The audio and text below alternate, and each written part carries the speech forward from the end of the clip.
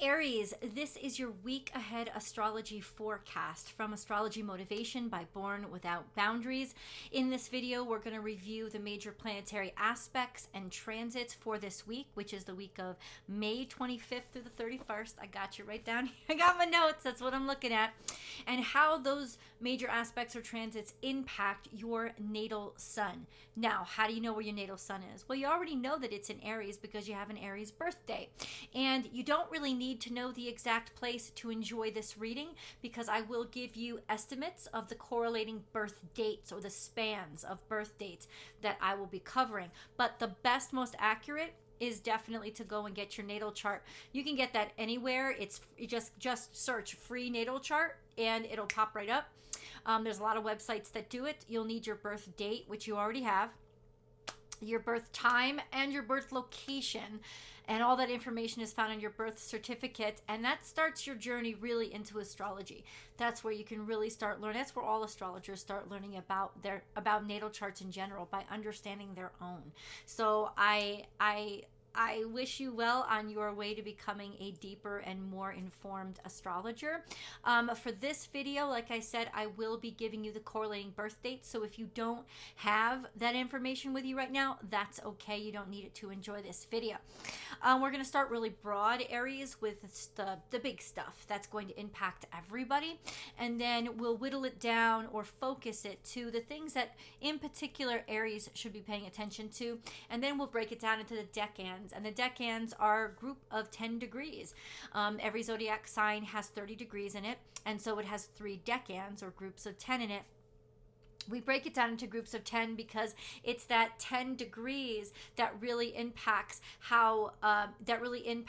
if your planet, if your natal sun is forming a specific angle to another planet, and anything within 10 degrees or 5 degrees on either side is really going to be, you're still going to feel the impact of that angle, or what astrologers call aspects, because all of astrology is based on geometry, and angles are just basically the angles that planets make in the sky to each other, and aspects are the relationship or the energy generated from those angles. So let's dive into the big stuff, which is really easy to go over. The big stuff, there's no major transits this week.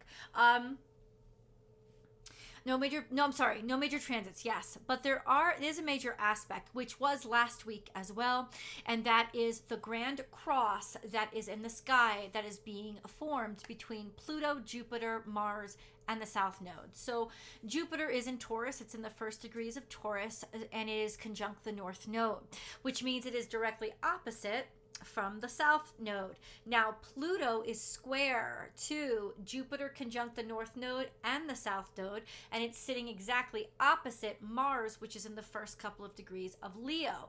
So we've got this grand cross in the sky because now Mars is also square to Jupiter conjunct the North Node and the South Node, and it's in opposition to Pluto. So we've got this grand cross in the sky, which is kind of the astrological equivalent to an absolute impasse.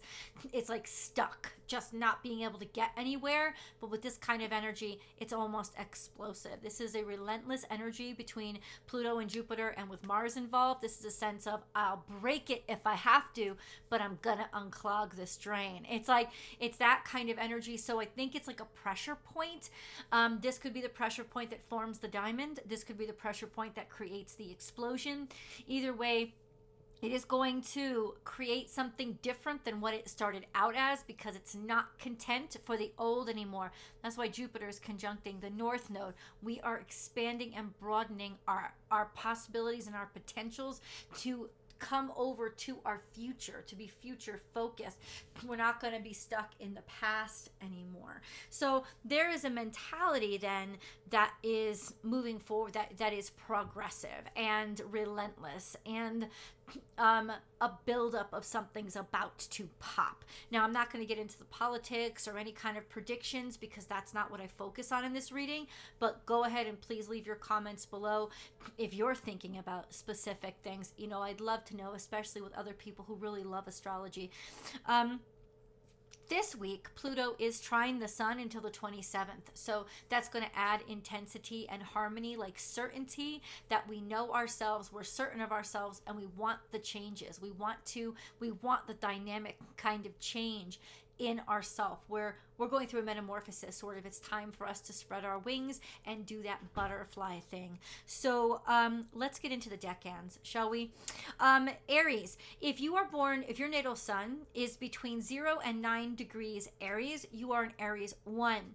Generally speaking, these are Aries who are born in March. So March Aries, anytime between, say, the 22nd and the 30th of March, those last, say, 10 days of March, is Aries 1. If you are on the Pisces cusp, your natal sun is conjunct to Neptune. That brings and that's long term, but it's getting closer and it's impacting more of you because Neptune is moving closer to the edge of Pisces. And the next year or so, it's going to actually go into Aries. So what does this mean for you? It means that there are aspects of yourself that you're going to surprise yourself with. Neptune really does bring surprises. It is the imagination. It is the expanse that is undefined. And so when it conjuncts the sun, you'll be surprised about what you're capable of and what you are capable of creating, because the sun is a creative energy too. So this is the depths of your soul coming to light. Your life purpose, your faith, maybe in God, coming to light. It's a very spiritual energy that you'll be experiencing for the next couple of years that is steeped in creativity. So that means this week, because the sun is sextile to your natal suns, this is a hugely courageous and romantic driven week for you. This is a week where you can imagine anything and your creativity is through the roof, and your ability to believe and have faith in optimism and possibilities. You will really, really surprise yourself with what you come up with or what you end up experiencing, running into, or realizing this week. This is actually beautiful energy for you guys. You are also trine to Mars. Your natal suns are trine to Mars. Sextile the sun, trine to Mars. You are getting things done. You are making things happen. You are feeling good about who you are. There is a strength and a courage even to your physical self, your physical body. This could also be healing, because lots of times Neptune brings healing, bringing to light those things we need to recognize in order to heal ourselves. And really have a notebook by you. These ideas and these dreams, write them down, because this is almost prophetic. Also, psychic energy really coming to light this week as well. Write down those dreams. A longer term transit is sextile to Pluto. For the next 13 years, your natal suns are going to be sextile to Pluto. So understand that that's huge. Neptune is, so maybe not in the next couple of years. Neptune moves even slower than that. So Neptune is sextile to Pluto as well. So there is a sense of, yes, this is permanent, huge, dynamic, and spiritually driven change. This is amazing psychic energy. Things are turning on in your body and in your capabilities that you may not have even imagined or thought of or cared about, but they're gonna be there. This is sort of your on switch for your psychic abilities. So with the sun this week, sextile and the trine to Mars, this is just, I think, almost like like having the courage to allow different aspects of yourself to start to pop out and really, really, really kind of change how you see the world. Not because anything bad happens to you, because it's almost like all these switches in your head are being turned on that you didn't even know were there. So Pisces 2. Pisces 2, you're generally speaking, your birth dates are April 1st through the 10th. These are or the 9th, the first 10 days of April would be Pisces 2. Your natal suns are pretty much not getting a lot of action, which is a rest. It's almost a peaceful, restful time. I wouldn't call it boring at all.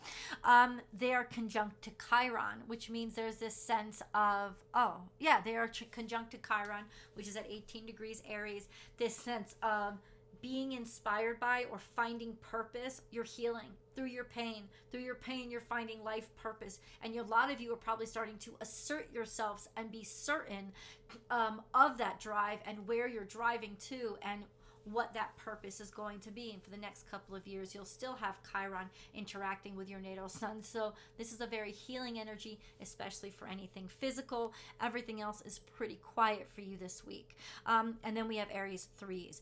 Aries 3s, last 10 days of Aries season, probably between, say, the 10th and the 21st, or the 11th and the 21st, would be you guys. Of April, the 10th of April. So that would probably be like the 11th to the 21st. Yeah, making Aries 2 a little bit longer, but those are just estimates anyway. Your natal suns are getting the hardest positioning this week. Your natal suns are square to Venus, right? If you're on the Taurus cusp, you're also square to Mars. By the 27th of this week.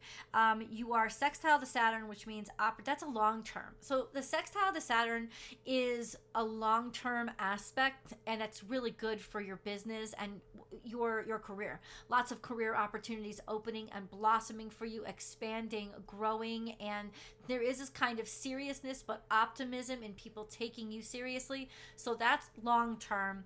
Another long term is the square to Pluto if you're at the Taurus cusp, because remember, you guys, since Jupiter just moved into Taurus, you guys, if you're on the Taurus cusp, are also still conjunct to Jupiter because you're still within 5 degrees. So that would be those of you who are born, say, the 20th, maybe 21st of April. Those of you born right at the end of Aries season are still, your natal suns are conjunct to Jupiter, which is optimism, expansion, growth, thinking that you can do anything, maybe thinking that you deserve too much. You could get a little big-headed with this energy. So watch out for the square to Pluto, because that's going to make anything you change or anything you move on, it's going to be permanent, and you might not like the result if it's based on arrogance. So just don't let yourself slip into ruthless. You could stay relentless and you could stay driven. You'll get a lot done, especially with that sextile to Saturn, but don't go ruthless. Just a warning. Sextile to Saturn is longer term, but this week, the square to Venus and the square to Mars is really going to cause some tension in your everyday life, especially with your energy levels and maybe your financial levels. Maybe there's tension financially. There could be tension with your love affairs or challenges that's coming up. Feeling value. Do you feel like your value is being compromised, and that even your body is being compromised? It could be draining you. So really, this is a week to allow yourself to take it a little bit easy on yourself and take some more time to make decisions, because you don't want to be reactionary. You want to be able to still be practical and make good decisions. Just an FYI. And that's it. You guys, let me know in the comments below how you're experiencing this energy impacting you. Please subscribe to the channel to help us grow over here on Astrology Motivation. Like this video, that always helps. And come on over to Born Without Boundaries Tarot, where I do a full week ahead tarot card reading for you guys. Hopefully I will see you there.